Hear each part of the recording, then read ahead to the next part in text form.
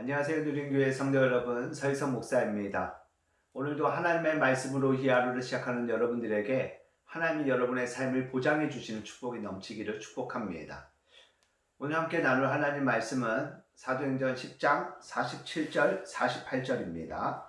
이에 베드로가 이르되 이 사람들이 우리와 같이 성령을 받았으니 누가 능히 물로 세례 베품을 금하리요 하고 명하여 예수 그리스도의 이름으로 세례를 베풀라 하니라. 그들이 베드로에게 며칠 더 머물기를 청하니라. 아멘.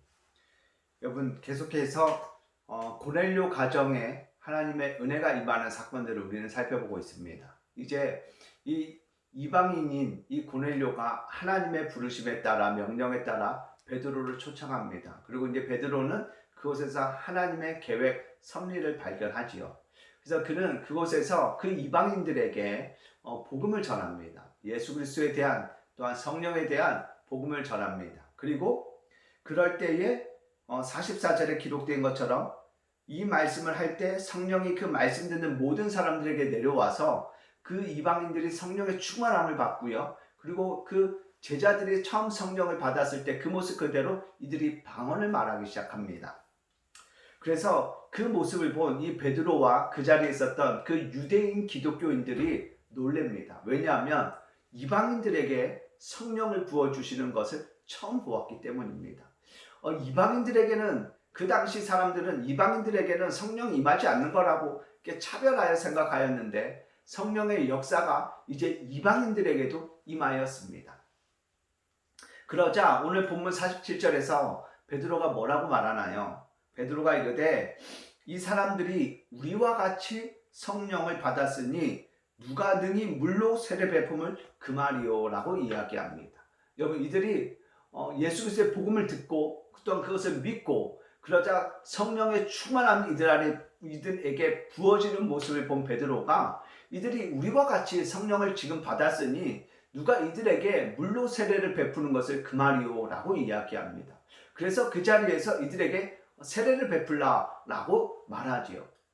여러분, 우리가 여기서 조금 살펴보아야 할 것은 형식과 의미, 형식과 내용 중에 무엇을 추구하느냐라는 것입니다. 지금 이들은 예수님을 믿었습니다. 또한 이들은 성령을 받았습니다. 그래서 이들은 하나님의 자녀가 되었습니다. 그 순간에 믿음으로 이 삶을 시작하는 이들에게 세례를 베푸는 것을 이제는 누구도 금할 수 없다. 우리 안에 한 형제 한 자매가 되었기 때문에 이들에게도 당연히 세례를 베풀어 그들의 죄 사함의 역사를 선포해야 된다. 하나님의 자녀된 것을 선포해야 된다라고 이야기합니다. 여러분, 참 속전속결로 이루어지지요. 막힘이 없이 이루어집니다.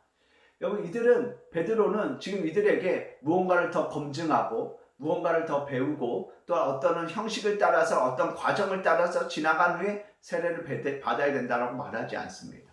이들은 자신들과 같은 성령의 역사가 나타나자 이방인임에도 불구하고 이제는 이들에게도 세례를 베풀어야 한다고 하고 그 자리에서 세례를 베풉니다. 여러분, 우리는 하나님의 역사들을 따라갈 때 우리가 생각하는 어떤 형식들, 어떤 의식들, 어떤 단계들, 그런 것들에 우리가 매일 때가 참 많습니다.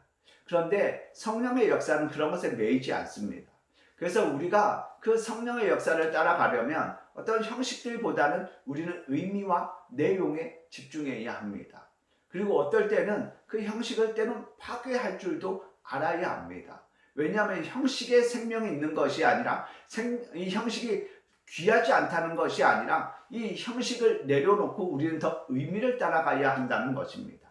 이 형식이 내용을 보호해 주긴 하지만 때론 그 내용에 더욱더 힘을 얻기 위해서는 우리가 형식들, 우리의 가지고 있는 생각들을 내려놓을 줄 알아야 한다는 것입니다.